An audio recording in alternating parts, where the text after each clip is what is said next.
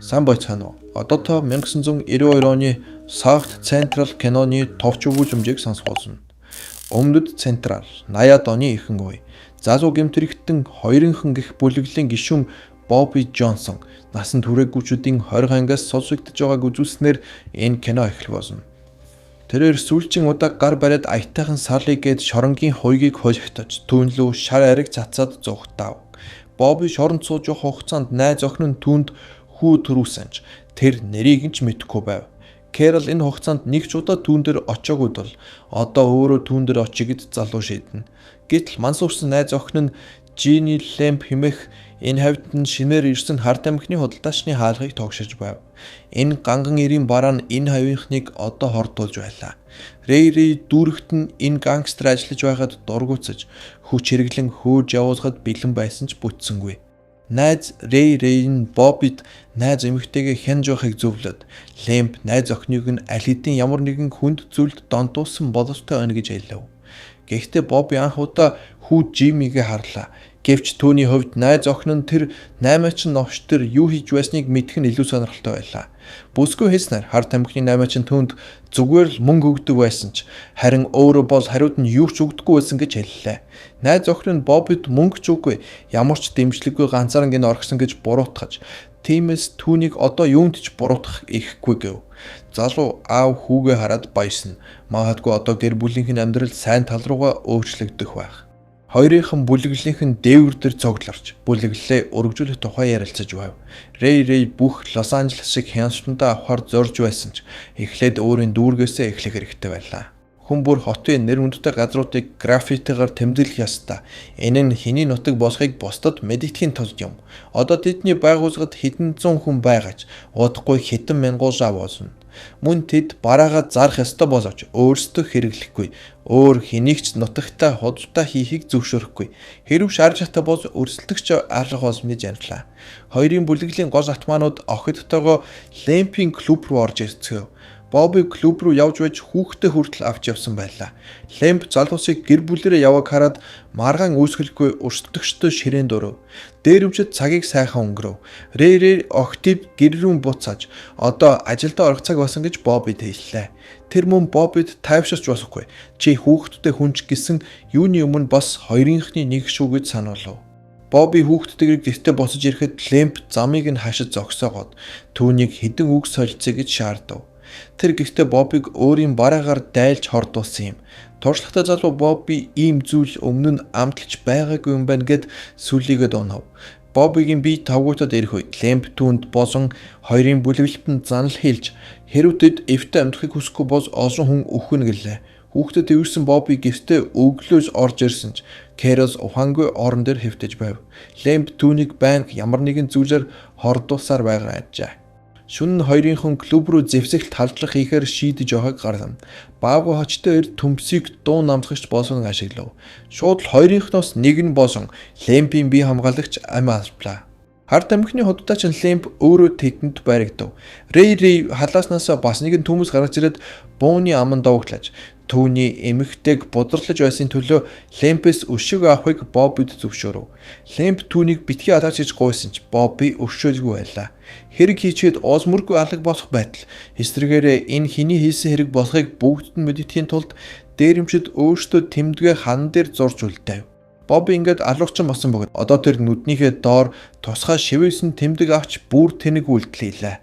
Бобби хүн асандаа сэтгэл санаа нь хямарч эморч эхлэв. Кэрол жижиг хар шивээсийг хараад мэдээж тэнэг хүн биш тул шууд бүгдийг ойлгов. Бид эндээс явах хэрэгтэй гэж Бобби найз бүсгүүдэд хэлсэн юм. Үүнээс хойш залуу гэр бүл нуугдаж шинэ байранд хэдэн сарын турш амьдарч байна. Хард тамхи өгдөг нууц амргийг нь алчсанд Кэрос өөдөж ямар нэгэн зүйл өөрчлөхийг Боббигаас шаардна. Тэднийг энд чимээгүй нуугдаж байх хооронд Рэй харин баяжиж байв. Бүсгүй тэд ч бас энэ мөнгнөөс хувь авах эрхтэй гэж уурлаад бүх зүйлийг хаяад гэрээсээ гараад явлаа. Тэр даруй залуу хин нэгэн машиныхаа дуух тохиг дуурж байгааг сонсоод цонхоор харав.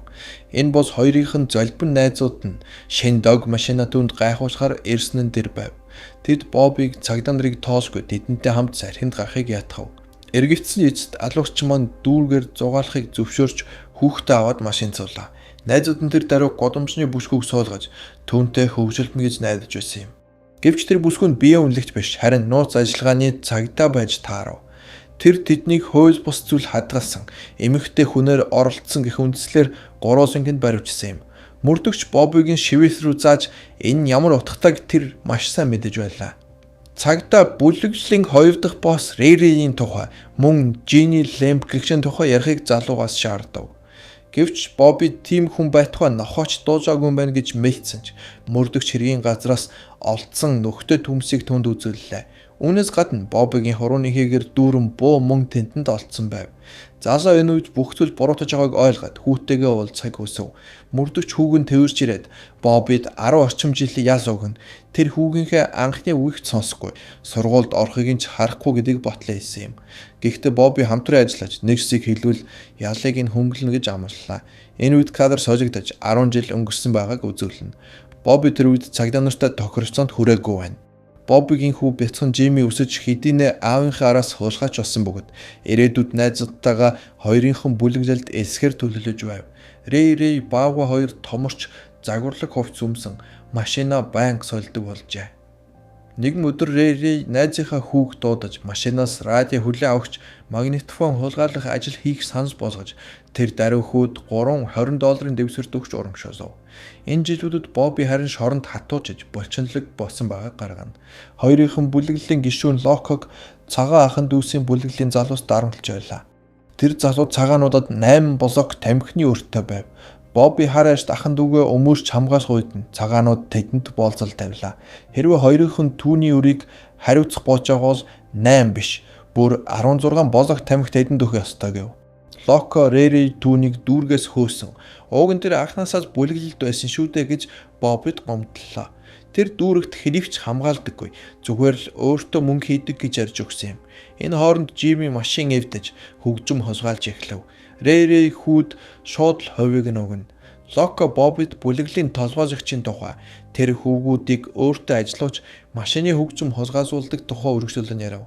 Рэри бүр түүний хүүг бяцхан Жимиг хүртэл ашиглаж байна гэдгийг ч матаж орхилоо. Хүүн цонхоор нэгэн гэр бүлийн хосод хөгждөх гэж байгааг нууцаар харав. Сэргэлэн хүү нөхцөл байдлыг ашиглан радио хүлээн авахчийг хусгаалах бодолтой байжээ. Гэвч гай бож тохиолсон дуурч эрэхтэй шууд буугаа шүүрч авав. Тэр чиглүүлж буудаад Жимигийн яг нуруунд нь онцглоо. Хүүг төрөний машин ирээд аваад явсан юм. Буутсан эр болох Уилли Манчестерыг цагдаагийн элц рүү авч явав. Хүүгийн биеийн байдал тун хүнд байлаа. Бобби хоёрынхан бүлэглэлд урам хогров. Рейгээс бодоод хүүн буудуулсан тул бүлэглэлээ орхихоор шийдлээ. Харин Локо бүлэглэлийнхний даган үлдэх шийдвэр гаргалаа. Учир нь тэр данцаараа шоронд амьд үлдэх хэцүү. Жимигийн бүх нуруу жижиг сумны нүхээр дүүрчээ. Хүүгийн бие муу байх бөгөөд их цагаа унтаж өнгөрөн. Кэрол эмнэлэг дээрээ совлогч руу бүдүүлгээр дайрч давшлав. Хүүнд байнга унтаж байгаа юм чин өөрөө ажиллаа хөөлөө. Юу гэж тэр түүн рүү зүгээр л шигтэд сууж байх юм бэ гэж хэлв. Эрх нь хүүг эцэг өвөө хоёр шигэ шоронд дуусна биз гэж хэлээд яваад өгсөн юм. Харин Жими энэ бүгдийг сонссон байлаа. Шоронд дэх хоёрынхан бүлэглэлийн толгойлогч цагаануудыг Бобби руу дайр хэмээн ятгажээ. Гэвч туршлагатай хоригдл эхлээд дайрч нацистыг зодож орхив. Үүнээс нь болоод Боббиг ганцаарангийн нуруунд хорлоо. Цовлогч Шейли Жимид ширээний эдийн тоглохыг санал болгосон ч тэр цагаан аснуудад зориулсан тоглоомоор тоглохгүйгээд харин бильярдыг илүүд үзнэ гэв. Тэгсэн гэдэж өөрийнх нь төрсөн ихээс хамаагүй илүүтэй хүүд санаа тавьдаг тэр эмэгтэй Жимиг ширээний теннист дурлуулж чадлаа. Лалын шашинтай Али шоронд Боббид юу тохиолдож байгааг ажиглаж байсан бөгөөд хуйгуудыг хахуулдаж түүнийг өөрийнхөө өрөөнд шилжүүлж авав. Али түнд өөрчлөгдөхийг санал болгоно. Нэг өдөр цагааны бүлэглэлийнхэн Боббиг агуулхад шахаж өнөөдрөөс эхин тэр тэдний өмч болсон бөгөөд түүнтэй хүснээ хийх болно гэж хэлв. Гэтэл тийшээ Али хоёр найзынхаа хамт орж ирээд Боббид гэмтэл учруулахыг зөвшөөрсөнгүй. Шаргал үст хоёрын бүлэглэлийнхэн Боббиг тамхины оронд төлбөр болгон хийсэн гэж батлаад энэ хоригдл одоо тэдний өмч гэв. Гэвч Али Бобби бол эр хүн. Энэ шоронд хинж түүнийг доромжлон гутаахгүй гэж хатуу зогссон юм. Тэр түүний төлөө бүр 15 блок тамхи өгөхөд бэлэн байв. Мөн тэд 3 сарын турш нацистуудын жижиг сажиг даалгавруудыг биелүүлэх болно гэж тохироод Али Боббиг аварч бүх зүйлийг тайван замаар шийдлээ. Эмнэлэгт байгаа Жимми дээр доктор Кинг гихч ирж уулзсан. Харгас хэрчгийн харьцах гих сэдвээр ярилцахаар ирэв. Ээж нь мансуурс бод сэргэлдээд хизээж түнд хоол хийж өгдөггүй. Харин сургууль бол зүгээр л тэнэгүүдэд зориулсан зүйл гэж хүү ярив. Бобби Рэй өөрийг нь боосон хүүг нь ашаасынхын төлөө түүнийг алмаар байна гэдгээ Алид ярьж өгөв. Алид ч бас хүү байсан бөгөөд тэр хүүгээ хүмүүжүүлэхдээ түүн рүү хитрхийх дарамт шахалт үзүүлдэг байсан гэж хэллээ.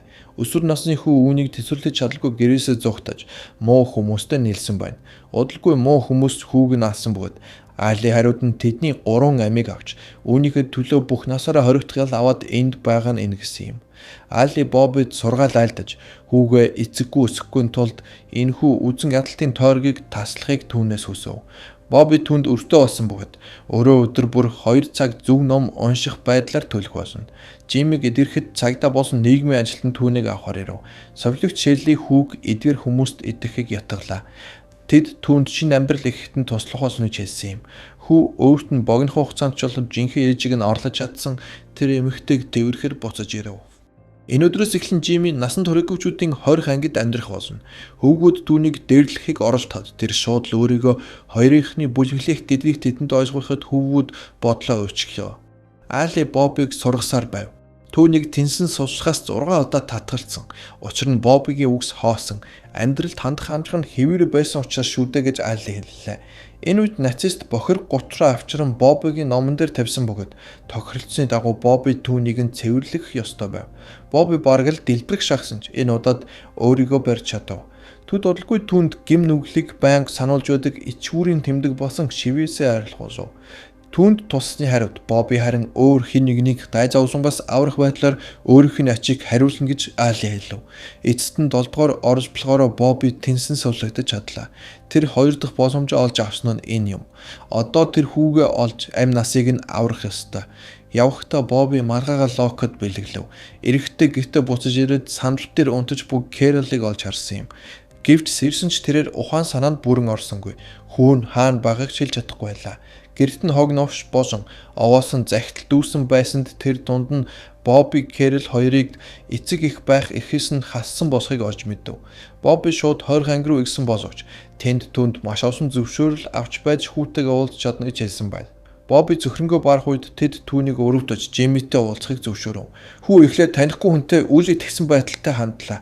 Хэсэг хугацааны дараа аавтайгаа анх удаа танилцаад юм ярьж нүүр хаагараад аав нь түүнийг эндээс хизээ гарахыг сонирхов. Тэр эндээс гарангуутал түүнийг буутсан Уильям Манчестер гэдэг эрийг шууд ашин гэж аавдаа өөрийн төлөвлөгөөгөө ярьж өглөө. Хүүгийн нуруу бүхэлдээ сорвоор дүүрчээ. Бобби энэ бүх хугацаанд хажууд нь байгаагүйдээ уучлал гуйсан бол хүүн эцгээ нүдэнд ор хар мингээ арилгуулсанд нь урам хугарсан байв. Тэгэхэд аав нь одоо гэмт хэрэгтний өнгөрсөн амьдралаа ардаа орхисон гэж ярьж өглөө. Хүүч бас үүнийг хийх ёстой байв. Гэвч хүүн тийм бол Бобби түүний аав биш гэж хариулаад яваад өгөв. Оройн Кэролийн толгой баг зэрэг сэрэхэд тэр Боббиг тэрж аваад уйлж гарлаа. Гэсэн ч хүүгийгээ тухай ярихыг ерөөсөө хүссэнгүй. Өглөө нь Жиммиг хайж байсан цагдаа нар эрэхтэйг сэрэв. Шөнө тэр 20 ангиас зугтсан байжээ. Бобби хүүгээ хайн дүүргээр машин унан явж нутгийн хулгайнуудаас тусламж гуйхад нөгөөдгөх нь түүнд бүдүүлгээр хариулж байсан юм. Эрэхтэй явж байгаад хамгийн жаахан хоёрынхны бүлэглэлийн хүүгүүдийг олсон. Тэд нутгийн домог алуурчин Бобби Джонсын тухай сонсож байсан тул түүнийг харин баяртайгаар огтов. Хүүгүүд Жиммид Рэйгийн агуулгад нуугдж байгааг хэлж өгсөн юм. Бобби хаалгыг тогшоод бааваа онгоолгож өгсөн бөгөөд тэр маш дээрэнгүй байв. Энэ үед нь Рэй гарч ирээд Боббиг шивээсээ арилгуулсанд сэтгэл дундуур байгаагаа хэллээ. Тэдний энэ гудамжны бүлэгт одоо хэдийнэ 50 мянган дээрэмчид багтсан бөгөөд тэр бол үүсгэн байгуулагчдын нэг тус гэр бүлээсээ ингээд зүгээр гарчж уучихгүй. Тэгээд ч бүх зүйлийн тэн хагас нь Боббигийнх гэж хэлв. Гэвч Боббид энэ бүхэн хэрэггүй. Зөвхөн хүн л хэрэгтэй байлаа. Жимми дотор банда зүвцэн сууж байсан бөгөөд хүүхдийн хорих руу дахиж хизээч буцахгүй гэдгээ хэлв. Үүнийг Рэй зөвшөөрөхгүй. Хоёрынхаа одоо түүний эцэг их болсон гэсэн юм. Гэвч гагцгүй хоёрынхноос л болж Бобби 10 жилийн ял авч Жимми харин буудуулсан шүү дээ гэж аав нь уурсав. Рэй энэ үед хүүд мөнгө, машин, зугаа цэнгэл санал болгож эсвэл аавынхаа ярьж байгаа шиг насан туршигчдийн 20 анги руугаа буцахын хооронд сонголт хийхийг санал болгов. Бас тэр яг одоо нөгөө өөрийг нь бууддаг Манчестераас өшөөгөө авах боломжтой. Боббиг саад хэлэхгүй тулд баава түүнийг хоёр цохилдоор ухаан алдуулв. Үүний дараа Рэри нөгөө эрийг даргаж ирээд толгооноос нь уутаа авч одоо хүү хариугаа авч бүдүү эрийг сум зоогдуулах болно гэж хэллээ. Рэри Жимид боо өгөхөд тэр түүнийг Манчестер руу чиглүүлв.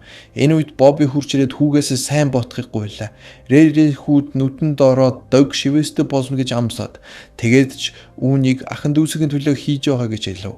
Гэвч Бобби баавгарууд ярьж түүнийг унгаж бууг нь босааж ав. Энэ үед Рэри Жимигийн гарыг шүүрэн авч Зевсхийг эцэг рүү чиглүүлв. Бобби Манчестерыг өөрийнхөө биеэр хатгалан зогсож бууг газар аажуухан буусгав.